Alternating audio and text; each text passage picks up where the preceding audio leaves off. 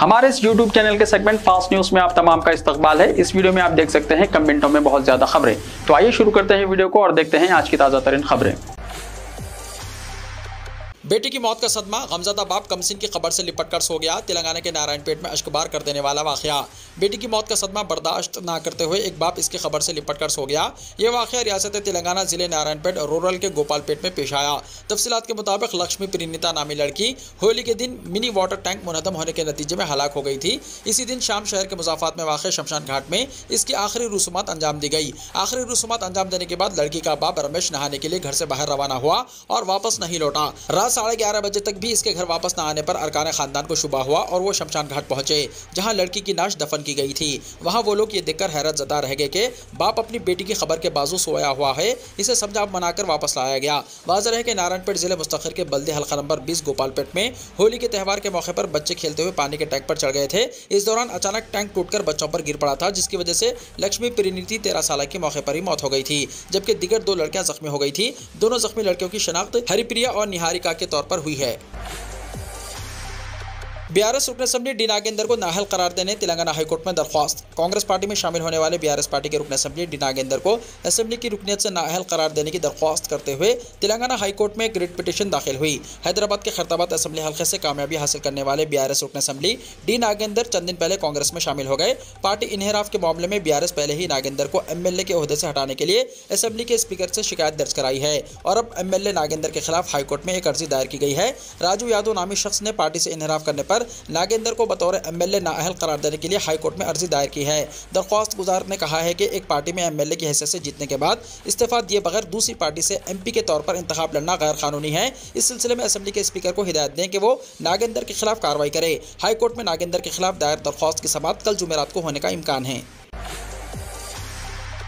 Property tax की अदायगी में नाकामी, कमर्शियल प्रॉपर्टियों की जब्ती का आगाज। गुज़िश्ता कई वर्षों से वाजिबुल अदा प्रॉपर्टी टैक्सों की अदायगी को मुसलसल नज़रअंदाज करने वाले कई कमर्शियल जायदादों के मालिकीन के पेश नज़र जेएचएमसी ने उनकी जायदादों की जब्ती का आगाज़ कर दिया है। इत्तलात के मुताबिक शहर के मगरबी हिस्से जैसे जुबली हिल्स, यूसुफगुड़ा और कोकटपल्ली में कमर्शियल जायदादों को इनमें रखे मनकुला और गैर मनकुला सामान के साथ जब्त कर लिया गया। रिहायशी इमारतों को नोटिस भी जारी की गई हैं। हाल ही में कॉर्पोरेशन ने प्रॉपर्टी टैक्स की बकाया रकम पर 90% सूद से छूट की स्कीम का आगाज़ किया है। ये कहते हुए कि 29 फरवरी से शुरू ये स्कीम जारी माली साल के आखिरी दिन 31 मार्च तक जारी रहेगी। उन्होंने कहा कि नाशाने की तकमील में ये स्कीम कदरे पीछे है। हालांकि अप्रैल में अर्ली बर्ड स्कीम से गुज़िश्ता साल 765 करोड़ रुपए का फायदा हुआ। गुज़िश्ता चंद महीने के दौरान हुक्काम ने वन टाइम स्कीम के साथ जारी साल के निशाने की तकमील में हायल रुकावटों को दूर कर दिया। सर्कल की सतह के मनसूबा और पेंडिंग अदालती मुकदमात की यकसुई को भी यकीनी बनाया जा रहा है। साल 2023-24 के लिए नजरसानी शुदा तखमीना बजट 1810 करोड़ रुपए है। टैक्स वसूल करने वालों ने तमाम कमर्शियल और रिहायशी जायदादों को पहुंचकर प्रॉपर्टी टैक्स अदा न करने वालों को नोटिस जारी की हैं। अखिलती तलबा को ग्रुप 1 के इम्तहानात की मुफ्त कोचिंग। ज़िले हैदराबाद के अखिलती बहबूद ऑफिसर मोहम्मद इलियास अहमद के मुताबिक अखिलती तलबा और तालिबात को ग्रुप 1 के इम्तहानात में मुफ्त कोचिंग दी जा रही है। 45 रोज़ा तरबियती प्रोग्राम सुबह 10 बजे से शाम 5 बजे तक होगा। ख्वाहिशमंद तलबा और तालिबात अपनी दरख्वास्तें Telangana state minorities study circle Abids में जमा कर सकते हैं। दरख्वास्तें जमा करने की आखिरी तारीख 31 मार्च 2024 है। हुकूमत की 100 दिन की कारकर्दगी पर लोकसभा चुनाव रेफरेंडम रेवंत रेड्डी ने कहा। चीफ मिनिस्टर रेवंत रेड्डी ने कहा कि ग्रेटर हैदराबाद के 3 असेंबली हल्काजात चेवल्ला, सिकंदराबाद और मलकाजगिरी में कांग्रेस पार्टी की कामयाबी के इम्कानात रोशन हैं। लिहाजा पार्टी कायदीन और कारकुनों को बाहमी तालमेल के साथ मुत्तहदा तौर पर मुहिम चलानी चाहिए। रेवंत रेड्डी ने कहा कि तेलंगाना के 17 लोकसभा हल्काजात में 14 पर कामयाबी के लिए कांग्रेस ने मनसूबाबंदी की है। उन्होंने कहा कि तेलंगाना से 14 सीटों पर कामयाबी के जरिए मरकज में कांग्रेस हुकूमत के क़याम में मदद की जा सकती है। चीफ मिनिस्टर ने अपनी क़यामगाह पर चेवल्ला लोकसभा हल्के के कायदीन के साथ इजलास मुनक्किद किया। इजलास में पार्टी उम्मीदवार रंजीत रेड्डी के अलावा अरकान असेंबली, साबिक़ा अरकान असेंबली, सदर जिले कांग्रेस कमेटी राम मोहन रेड्डी, सदर जिले कांग्रेस कमेटी रंगारेड्डी नरसिम्हा रेड्डी और दीगर कायदीन ने शिरकत की। चीफ मिनिस्टर ने कहा कि कांग्रेस पार्टी समाज में तमाम तबकात के साथ इंसाफ को यकीनी बना सकती है। उन्होंने कहा कि बुनियादी सतह पर पार्टी कारकुनों की राय और सर्वे रिपोर्ट की बुनियाद पर हाईकमान ने उम्मीदवारों का इंतखाब किया है। सिकंदराबाद, चेवल्ला और मलकाजगिरी लोकसभा हल्काजात एक दूसरे से मरबूत हैं। उन्होंने कहा कि हाईकमान ने काफ़ी गौर व खौस के बाद डी नागेंद्र, रंजीत रेड्डी और सुनीता महेंदर रेड्डी को उम्मीदवार बनाया है। उन्होंने कहा कि इंतखाबी नतायज हुकूमत के 100 दिन की कारकर्दगी पर अवामी रेफरेंडम की तरह होंगे। 14 लोकसभा हल्कों पर कामयाबी के जरिए सोनिया गांधी को अलहदा तेलंगाना की तश्कील का तोहफा पेश किया जाएगा। अखिलियतों की बीआरएस से अटूट वाबस्तगी केटीआर ने कहा। बीआरएस के वर्किंग सदर केटीआर ने कहा कि अखिलियतें पूरी तरह बीआरएस के साथ हैं। असेंबली इंतखाबात में ग्रेटर हैदराबाद में बीआरएस की शानदार कामयाबी इसका सबूत है। कांग्रेस ने बीआरएस को बीजेपी की बी टीम करार देने की हर मुमकिन कोशिश की, मगर ग्रेटर हैदराबाद के मुसलमानों ने इसको हरगिज कबूल नहीं किया। कविता की गिरफ्तारी और टेलीफोन टैपिंग मसाइल से बीआरएस हरगिज खौफजदा नहीं होगी। मोदी के बढ़ते कदम को रोकने की कांग्रेस के पास ताकत नहीं है। सिर्फ केसीआर, केजरीवाल और ममता बनर्जी ही बीजेपी और मोदी को रोक सकते हैं।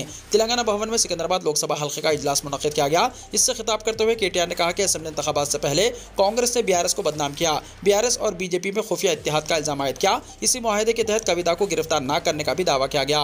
कविता की गिरफ्तारी के बाद कांग्रेस का इल्जाम झूठा साबित हो गया। मुस्लिम अक़लियत ने कांग्रेस के झूठे इल्जाम पर भरोसा नहीं किया। ग्रेटर हैदराबाद में क्लीन स्वीप करने में बीआरएस की भरपूर मदद की, जिसके लिए बीआरएस अक़लियतों से इजहार तशक्कुर करती है। बीजेपी इंतखाबी सियासत पर अमल कर रही है। कविता के अलावा 2 चीफ मिनिस्टर्स को भी गिरफ्तार किया गया है। वज़ीर आज़म मोदी मुल्क से अपोजिशन का सफाया करने की साजिश पर अमल कर रहे हैं। मोदी और बीजेपी से मुकाबला करने में कांग्रेस पूरी तरह नाकाम हो गई। लोकसभा इलेक्शन में कांग्रेस के 40 अरकान पार्लियामेंट भी कामयाब नहीं होंगे। केटीआर ने डी नागेंद्र को एहसान फरामोश करार देते हुए कहा कि सिकंदराबाद लोकसभा इंतखाबात में इनकी शिकस्त यकीनी है। असल मुकाबला बीआरएस और बीजेपी के दरमियान है।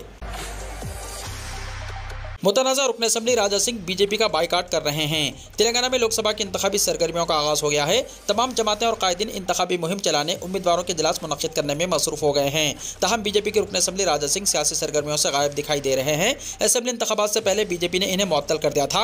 अब ऐसा लग रहा है कि वो बीजेपी का बाइकाट कर रहे हैं। मरकजी वज़ीर दाखिला अमित शाह और वज़ीर आज़म नरेंद्र मोदी ने तेलंगाना में जलसियाम और रोड शो का एहतमाम किया, मगर बीजेपी के टिकट पर तीसरी मरतबा कामयाब होने वाले गोशा महल के रुकन असम्बली राजा सिंह कहीं नजर नहीं आए। तेलंगाना बीजेपी क़यादत और राजा सिंह के दरमियान दूरियां दिन ब दिन बढ़ती जा रही हैं। मरकजी वजीर जी किशन रेड्डी ने असम्बली हल्का गोशा महल में एक रैली मुनज़्ज़म की थी, जिसमें भी राजा सिंह ने शिरकत नहीं की। बीजेपी तेलंगाना पर खुसूसी तवज्जो दे रही है। बीजेपी के तमाम अरकान असम्बली इन सरगर्मियों में बढ़ चढ़कर हिस्सा ले रहे हैं, मगर राजा सिंह कहीं नजर नहीं आ रहे हैं और ना ही वो मीडिया में कहीं दिखाई दे रहे हैं, जबकि वो अपने बयानात से तनाज़ा पैदा करते हुए मीडिया में छाए रहते हैं। बताया जा रहा है कि राजा सिंह और तेलंगाना बीजेपी के सदर और मरकजी वजीर जी किशन रेड्डी के दरमियान इख्तलाफात पैदा हो गए हैं। साथ ही इन्हें तीसरी मरतबा कामयाबी के बावजूद बीजेपी मुकन्ना पार्टी का क़ायद ना बनाने पर भी वो नाराज़ हैं। तेलंगाना बीजेपी ने इन्हें 2 पार्लिमानी हल्कों हैदराबाद और ज़हीराबाद के लिए इस्तेमाल करने का फैसला किया है। लोकसभा इंतखाबात की हिकमत अमली तैयार करने किशन रेड्डी ने पार्टी के हेडक्वार्टर में इजलास तलब किया था, जिसमें भी राजा सिंह ने शिरकत नहीं की थी, जिससे बीजेपी हल्कों में ये ख़ास आराइयाँ शुरू हो चुकी हैं। राजा सिंह बीजेपी का गैर महसूब तरीके से बाइकाट कर रहे हैं। तेलंगाना टेट एग्जाम लिखने वाले उम्मीदवारों के लिए ज़रूरी इत्तला।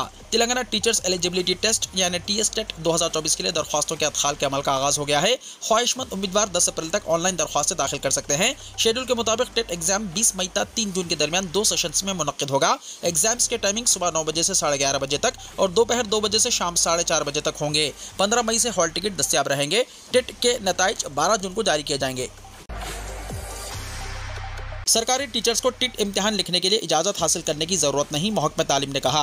तेलंगाना में सरकारी टीचर्स को टिट इम्तिहान लिखने के लिए क़ब्ल अज़ वक्त इजाज़त हासिल करने की ज़रूरत नहीं है। इस सिलसिले में कमिश्नर महकमा तालीम ने वजाहत करते हुए बताया कि गुज़िश्ता चंद दिनों से इस बात की इत्तलात गश्त कर रही हैं कि टिट इम्तिहान में शिरकत करने वाले सरकारी टीचर्स को महकमा तालीम से इजाज़त हासिल करनी होगी, जिसकी वजह से सरकारी टीचर्स तज़ब्ज़ुब का शिकार हैं। ताहम महकमा तालीम की जानिब से यह वाज़ेह किया जाता है कि टिट एग्जाम में शिरकत के ख्वाहिशमंद सरकारी टीचर्स को महकमा तालीम से इजाज़त हासिल करने की ज़रूरत नहीं। बताया गया है कि सरकारी टीचर्स को तरक्की पाने के लिए टिट इम्तिहान में कामयाबी लाजमी करार दी गई है, जिससे सेकेंडरी ग्रेड टीचर यानी एसजीटी से स्कूल असिस्टेंट और स्कूल असिस्टेंट से हेडमास्टर के तौर पर तरक्की हासिल करने के लिए टिट एग्जाम में क्वालिफाई करना सरकारी टीचर्स को लाजमी कर दिया गया है, जिसके पेश नज़र सरकारी टीचर्स को भी तरक्कियों को हासिल करने के लिए टिट इम्तिहान लिखना ज़रूरी हो गया है। मुतालबात को पूरा न करने पर हड़ताल कर देने पेट्रोल पंप डीलर्स का इंतबाह। तेलंगाना में पेट्रोल पंप डीलर्स एसोसिएशन ने मरकजी हुकूमत के अलावा मुतल्लिका इदारों को लेटर रवाना करके अंदरून 10 दिन उनके मुतालबात की यकसुई न करने पर हड़ताल करने का इंतबाह दिया है और कहा जा रहा है कि Hindustan petroleum, Indian oil corporation, Bharat petroleum के डीलर्स ने मरकज को नोटिस में कहा कि अगर इनके मुतालबात को अंदरून 10 दिन हल नहीं किया जाता है तो वो गैर मुअय्यना मुद्दत के लिए हड़ताल का आगाज़ कर देंगे। बताया जाता है कि एसोसिएशन ने मुतालबात में सबसे अहम डीलर्स कमीशन में इजाफे का मुतालबा किया है, जो 7 साल से जो था वही है और डीलर्स नुकसानात की पाबंदी से खासिर हैं। डीलर्स नुमाइंदों ने बताया कि हुकूमत से पेट्रोल और डीजल पर डीलर्स को कमीशन में इजाफे का गुज़िश्ता 7 साल से मुसलसल मुतालबा किया जाता रहा है, लेकिन हुकूमत से इसमें इजाफा न किए जाने से वो हड़ताल पर मजबूर हुए हैं। उन्होंने बताया कि अपूर्वा चंद्रा कमेटी ने पेट्रोल पंप डीलर्स कमीशन में इजाफे की सिफारिश कर दी है और मरकजी हुकूमत से इन सिफारिशात में हुकूमत को मशवरा दिया गया है कि वो हर 6 महीने में डीलर्स के कमीशन में इजाफे का जायजा लेने के लिए कमेटी की तश्कील अमल में लाए ताकि डीलर्स को मसाइल से निजात दिलाई जा सके। अपूर्वा चंद्रा कमेटी की रिपोर्ट में डीलर्स पर आयत माशी बोझ और मसाइल का तस्करा किया गया और हुकूमत से सिफारिश में कहा गया है कि इनके मसाइल को हल करने के लिए इक़दाम किए जाएं। इसके अलावा लेटर मुतालबात में एसोसिएशन ने अचानक पेट्रोल और डीजल की कीमतों में कमी का फैसला किए जाने से नुकसान की पाबंदी के लिए मुतालबा किया, क्योंकि अचानक पेट्रोल और डीजल की कीमतों में कमी से पेट्रोल पंप डीलर्स को नुकसान उठाना पड़ता है, क्योंकि पेट्रोल पंप पर 10,000 लीटर पेट्रोल और 20,000 लीटर डीजल का स्टॉक होता है, जो कीमत में कमी के साथ ही डीलर को नुकसान का सबब बनता है। बताया जाता है कि हुकूमत को 10 दिन की मुद्दत के बाद डीलर पंप महज 12 घंटे काम करेंगे और 12 घंटे के लिए हड़ताल करेंगे। बताया जाता है कि तेलंगाना में पंप हुकूमत को दी गई मोहलत के खत्म होने के बाद सुबह 6 बजे से शाम 6 बजे तक काम करेंगे और शाम 6 बजे के बाद पंप्स बंद कर दिए जाएंगे। पुराने शहर में मेट्रो ट्रेन के कामों का लोकसभा चुनाव के बाद होगा आगाज। पुराने शहर में मेट्रो ट्रेन के कामों का लोकसभा चुनाव के बाद आगाज हो सकता है। चीफ मिनिस्टर रेवंत रेड्डी ने इलेक्शन से पहले फलकनुमा में पुराने शहर में 5.5 किलोमीटर तवील मेट्रो ट्रेन के कामों का संगी बुनियाद रखा था। 2000 करोड़ रुपए के खर्च से महात्मा गांधी बस स्टेशन था फलकनुमा। मेट्रो ट्रेन के लिए पुराने शहर के अवाम कई बरसों से इंतजार कर रहे हैं। प्रोजेक्ट के प्लान में मुबैना तब्दीली की कोशिशों पर L&T कंपनी ने प्रोजेक्ट का आगाज साबिक़ दौर हुकूमत में नहीं किया था, लेकिन रेवंत रेड्डी हुकूमत ने ओरिजिनल प्लान के मुताबिक मेट्रो ट्रेन को पुराने शहर के पुरानी हवेली, कोटला अलीजा, हरिबौली, शालीबंडा, अलियाबाद और शमशेरगंज से फलकनुमा तक गुजारने का फैसला किया है। प्रोजेक्ट के सिलसिले में अराजियात के हुसूल के काम का भी आगाज हुआ है, जबकि हुक्काम ने मुतासिर होने वाली 1100 जायदादों की निशानदही की है। मेट्रो ट्रेन की रूट पर 100 से 120 फीट की सड़कें तैयार की जाएंगी, जिसके लिए एतराफ़ की प्रॉपर्टियों को हासिल किया जा रहा है। बताया जाता है कि रेवेन्यू हुक्काम की जानिब से साबिक़ में 22 मालिकीन को नोटिस दी गई, लेकिन इंतखाबी ज़ाब्ता अखलाक की वजह से कामों में पेशरफ्त नहीं हो सकी। पुराने शहर की शालीबंडा तक फलकनुमा 80 फीट चौड़ी सड़क मौजूद है, जबकि दारुशफाता शालीबंडा मौजूद सड़क बमुश्किल 60 फीट बताई जाती है। ऐसे में पुराने शहर के इलाके में सड़क की तोसी के लिए इमारतों का हुसूल दुश्वारकुन मरहला है। Managing director Hyderabad metro rail NVS Reddy का कहना है कि रेवेन्यू डिपार्टमेंट के जरिए मालिकीन जायदाद की निशानदही की जा रही है। उन्होंने कहा कि मेट्रो रेल की रूट पर 103 मजहबी और हुसास इमारतें मौजूद हैं। उन्होंने कहा कि सुल्तान बाजार में जहां सड़क बमुश्किल 40 फीट चौड़ी है, बावजूद इसके मेट्रो ट्रेन को सड़क से गुजारने के चैलेंज को मुकम्मल किया गया। उन्होंने कहा कि L&T की जानिब से 500 मीटर का काम मुकम्मल कर लिया गया है और इसे पुराने शहर के इलाकों से मरबूत करना बाकी है। उन्होंने कहा कि मूसा नदी अबूर करने के लिए मजीद 300 मीटर का काम बाकी है। उन्होंने उम्मीद जाहिर की है कि पुराने शहर में मेट्रो ट्रेन के नतीजे में आवाम के लिए मजीद बेहतर बुनियादी सहूलतें दस्तियाब रहेंगी। गर्मी की शिद्दत में इजाफे का अंदेशा। तेलंगाना में गर्म मौसम की शिद्दत में इजाफे को देखते हुए कहा जा रहा है कि आइंदा 2-3 दिन में गर्मी में मजीद इजाफा हो सकता है। महकमे मौसमियात के एलामिया में कहा गया है कि तेलंगाना के कई अजला बिलखुसूस हैदराबाद और सिकंदराबाद में दर्ज हरारत में मामूल से 3 से 4% इजाफे का इम्कान है और आइंदा चंद दिनों में गर्मी की शिद्दत में मजीद इजाफा होगा और शहर में मुख्तलिफ मुकामात पर गर्म हवाओं के चलने के सबब लू लगने के वाक़यात भी पेश आ सकते हैं। इसीलिए महकमे मौसमियात ने शहरियों को मशवरा दिया है कि वो शदीद धूप में घरों से निकलने से इज्तनाब करें और शाम में भी ज़रूरत के पेश नज़र घरों से निकला जाए। इलावाजी गर्म तरीन मौसम में आंतों और शिकम को ठंडा रखने वाली अशिया के इस्तेमाल का मशवरा दिया जा रहा है। तेलंगाना में पीने के पानी की कोई किल्लत नहीं है, शांति कुमारी ने कहा। तेलंगाना में पीने के पानी का कोई मसला नहीं है और बाज़ मुकामात से जो शिकायतें मिल रही हैं वो इंतजामी उमूर से मुताल्लिक़ हैं, इसीलिए आवाम को तशवीश का शिकार होने की ज़रूरत नहीं है। चीफ सेक्रेटरी शांति कुमारी ने तमाम ज़िले कलेक्टर्स के साथ वीडियो कॉन्फ्रेंस में ये बात कही। उन्होंने बताया कि रियासत के ज़खायर आब में पीने के पानी की सरबराही के लिए वाफिर मकदार में पानी दस्तियाब है। चीफ सेक्रेटरी ने ओहदेदारों को हिदायत दी है कि वो पीने के पानी की सरबराही को यकीनी बनाने के लिए इक़दाम करें। उन्होंने बताया कि जारिया साल नाकाफ़ी बारिश के बावजूद ज़खायर आब में पानी मौजूद है जो पीने के लिए सरबराह किया जा सकता है। मोहतरमा शांति कुमारी ने बताया कि हुकूमत की हिदायत के मुताबिक रियासत के तमाम अजला में पीने का पानी सरबराह करने की हिदायत के बाद ही बोरवेल्स की सफाई के अलावा पाइपलाइन की दुरुस्तगी के कामों को मुकम्मल कर लिया गया है।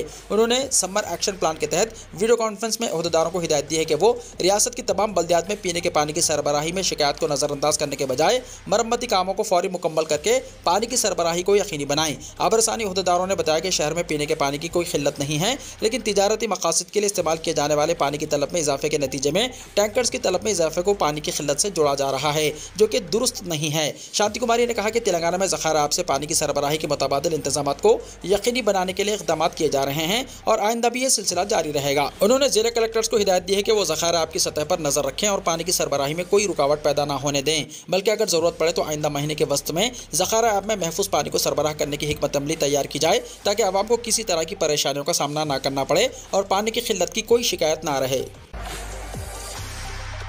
सीबीएसई से 10th क्लास और 12th क्लास के लिए नया सिलेबस हुआ जारी। Central board of secondary education यानी सीबीएसई ने तालीमी साल 2025 में होने वाले सीबीएसई बोर्ड एग्जाम्स के लिए 10th क्लास और 12th क्लास के लिए नए सिलेबस की जराई अमल में लाई है। जारी तालीमी साल 2024-25 के लिए सिलेबस को मज़ीद जुमराबंदी के साथ जारी किया गया है। तलबा को मशवरा दिया गया है कि वो सीबीएसई की वेबसाइट से इस सिलेबस को डाउनलोड कर सकते हैं। वेबसाइट www.cbseacademic.nic.in पर लॉग इन करना होगा। 10th क्लास के तलबा के लिए बोर्ड ने 5 लाजमी मज़ामिन और 2 इख्तियारी मज़ामिन शामिल रखे हैं। 12वीं जमात के तलबा के लिए ऐसा सिलेबस तैयार किया गया है जिसमें 7 बड़े ज़ुमरे शामिल हैं, जिनमें लिसानियात, इंसानियात, रियाजी, साइंस, महारत के मज़ामिन, जनरल स्टडीज़ और सेहत और फिजिकल एजुकेशन शामिल है। इसके अलावा बोर्ड ने ऐलान किया है कि नेशनल काउंसिल बराए तालीमी रिसर्च और ट्रेनिंग यानी NCERT की जानिब से 3री और 6ठी जमातों के लिए नए सिलेबस की कुतुब भी जारी की जाएंगी। स्कूल्स को मशवरा दिया गया है कि वो नए सिलेबस के मुताबिक तालीम का नज़म करें। ईडी की कस्टडी में बिगड़ी केजरीवाल की तबीयत, शुगर 46 mg तक गिरा। आम आदमी पार्टी के जराये ने चहारशंबे के रोज दावा किया है कि दिल्ली के वज़ीर आला अरविंद केजरीवाल, जो ज़याबतीस के मर्ज में मुब्तला हैं, उनके खून में शुगर की सतह में उतार चढ़ाव आ रहा है और उनकी सेहत इन्फोर्समेंट डायरेक्टोरेट की हिरासत में बिगड़ रही है। जराये ने दावा किया है कि केजरीवाल के ब्लड शुगर की सतह एक बार 46 मिलीग्राम तक गिर गई थी और डॉक्टरों के मुताबिक ये बहुत खतरनाक होता है। इससे पहले दिन में चीफ मिनिस्टर की अहलिया सुनीता केजरीवाल ने डिजिटल तौर पर मुनक्किदा एक प्रेस कॉन्फ्रेंस में कहा था कि उन्होंने ईडी की हिरासत में अरविंद केजरीवाल से मुलाकात की थी और उनके ब्लड शुगर की सतह में उतार चढ़ाव आ रहा था। सुनीता केजरीवाल ने लोगों से वज़ीर आला की सेहत के लिए दुआ करने की अपील की। आम आदमी पार्टी के कौमी कन्वीनर केजरीवाल को एक्साइज पॉलिसी से मुताल्लिक मनी लॉन्ड्रिंग केस में इन्फोर्समेंट डायरेक्टोरेट ने 21 मार्च को गिरफ्तार किया था।